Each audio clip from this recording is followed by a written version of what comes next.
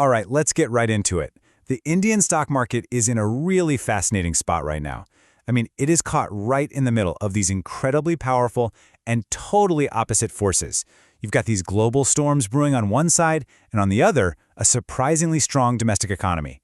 It's a classic tug of war, and in this explainer, we're going to break down exactly who's pulling on which side of the rope.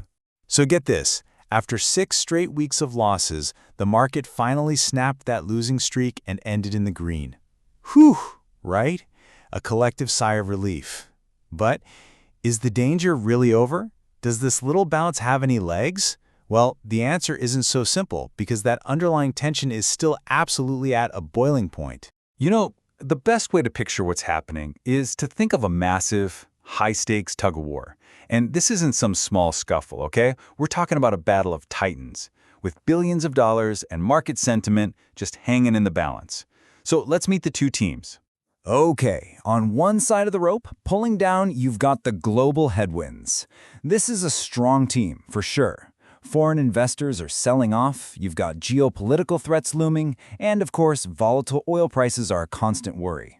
But on the other side, pulling back with incredible force are the domestic tailwinds. You've got Indian investors buying up everything the foreigners are selling, you have major economic reforms brewing, and inflation, well, it's falling to record lows. And this is where you can see that battle playing out, like in real time. Just look at these numbers from last week. Every single day, foreign institutional investors, the FIIs, were selling. On August 13th, they dumped over 3,600 crore. But look at the other column. The domestic institutional investors, the DIIs, they came right in and bought even more, soaking up all that selling pressure and then some. This is the tug of war, right there in the data. So, let's dig into that first team a little deeper, these global forces that are trying to pull the market down. And these are serious challenges coming from way outside India's borders that we just can't ignore. Just let this number sink in for a second. Over 1.5 lakh crore rupees.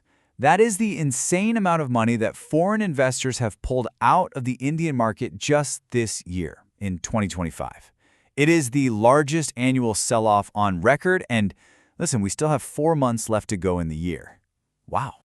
So the big question is, why are they selling so aggressively? Well, it's kind of a mix of things. For one, corporate earnings growth in India has slowed down. Some of these foreign investors also feel the market's valuations are just a bit too stretched right now. And of course, you've got the rising geopolitical tensions and the simple fact that they might be able to get better returns in other countries. And this quote right here from the U.S. Treasury Secretary really crystallizes that geopolitical risk. He's talking about the possibility of even more tariffs on India, and it's specifically linked to India's purchase of Russian oil. It's a very direct warning that global politics could have very real and very negative consequences for India's economy. This brings us to another major headwind: oil. You see, India is incredibly dependent on imported oil. We bring in over 85% of what we need. And that makes the entire economy extremely vulnerable to whatever's happening in the global energy markets. And here's a perfect look at that ripple effect. When crude prices shoot up, it's not just about what you pay at the pump. For airlines, fuel can be almost half their costs. For paint companies, a lot of their raw materials are literally made from crude oil. And higher fuel prices, that hits demand for new cars and squeezes the profits of every single logistics company out there. It's a huge downward force. Okay, so that was the gloomy part. But now, let's flip to the other side of the rope. Let's talk about the incredibly powerful domestic forces that aren't just resisting this global pressure, they're actively pulling the market up. And this chart just tells the story of last week so perfectly. Foreign investors sold about 10,000 crores, but look at the domestic buyers. They stepped in and bought nearly double that, a massive 19,000 crores. This is the Indian investors showing real confidence and providing a powerful cushion for the market. And here is another huge positive. The Reserve Bank of India just revised its inflation forecast for the fiscal year down to a record low 3.1%. This is a massive tailwind. I mean, low inflation means more spending power for all of us, and it gives the RBI a lot more room to support the economy if things get shaky. And on top of that, we have major reforms coming down the pipeline. Prime Minister Modi has announced a huge overhaul of the GST system.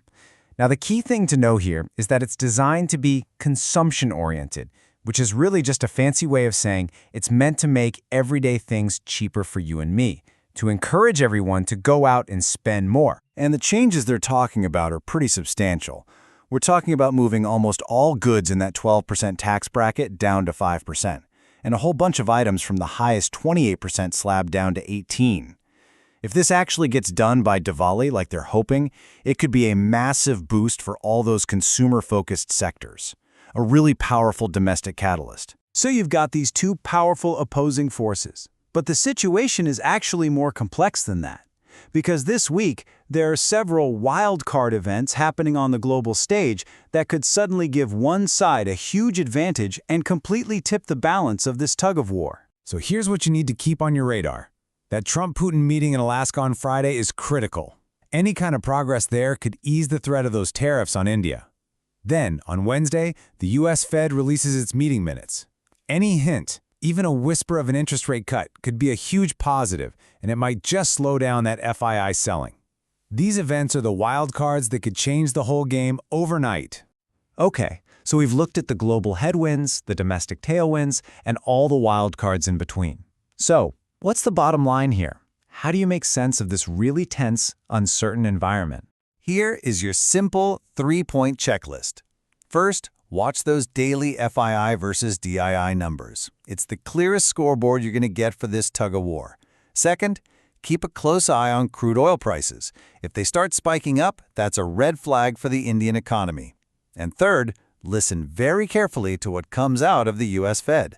Their tone on interest rates has a massive ripple effect on global money flows. And that brings us back to the final crucial question.